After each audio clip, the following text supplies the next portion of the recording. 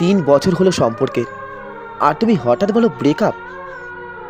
শোনো, আমি তোমাকে ভালোবাসি না। এতদিন টাইম পাস করেছি।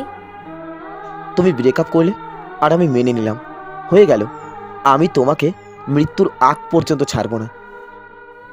এইসব কথা ছায়াছবিতেই মানায়, বাস্তবে না। এই এই তোমার সমস্যাটা কোথায়? একটু খুলে বলবে আমাকে? সত্যি আমি বুঝতে পারছি না।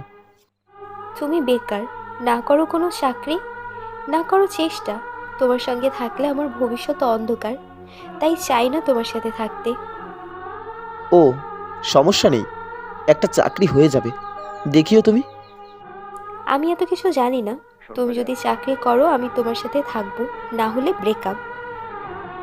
ঠিক আছে, আমি চাকরি করব। এখন তো খুশি? না, এই সব কথা তুমি আগেও শুনাইছো। আমি গেলাম। এই দাঁড়াও, বলো।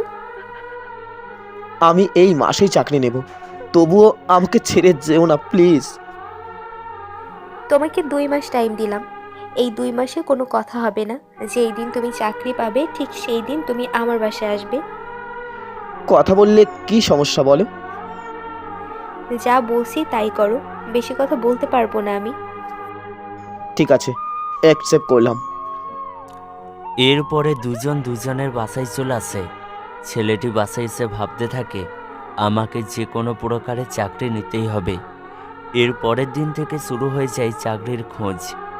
এইভাবে 1 দিন 2 দিন হতে হতে 1 মাস চলে যাওয়ার পরে ছেলেটির একটি ভালো মানের চাকরি হয়। চাকরি হওয়ার পরের দিন ছেলেটি সোজা মেয়েটির বাসায় চলে আসে। নমস্কার, প্রিয়া কি বাসায় আছে? একজন মহিলা বলে, তোমার নাম কি সৌরভ?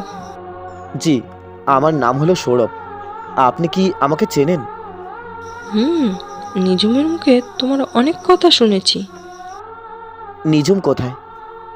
ওয়েট করো, বলতেছি।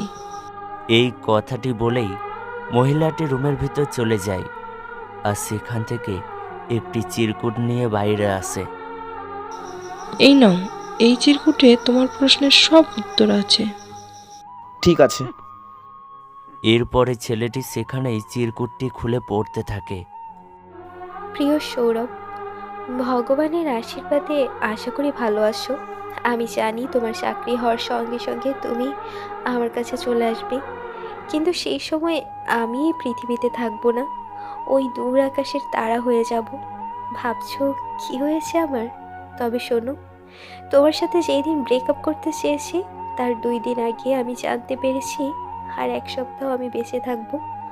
আমার নাকি ব্রেন ক্যান্সার হয়েছে। তখন ভাবলাম আমার মৃত্যুর কথা শুনলে তুমি অনেক ভেঙে পড়বে, কিচ্ছু করবা না।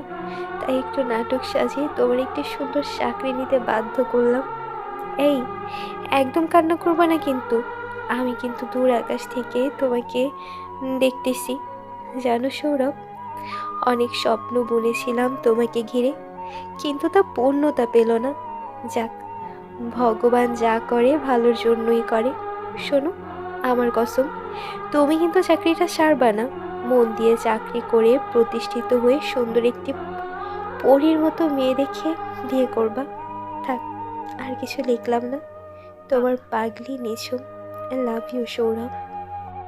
চিরকুটে লেখাটি পড়ে ছেলেটি সেখানেই হাউ মাউ করে কান্না করতে থাকে। এটাই হয়তো সত্যিকারের ভালোবাসা।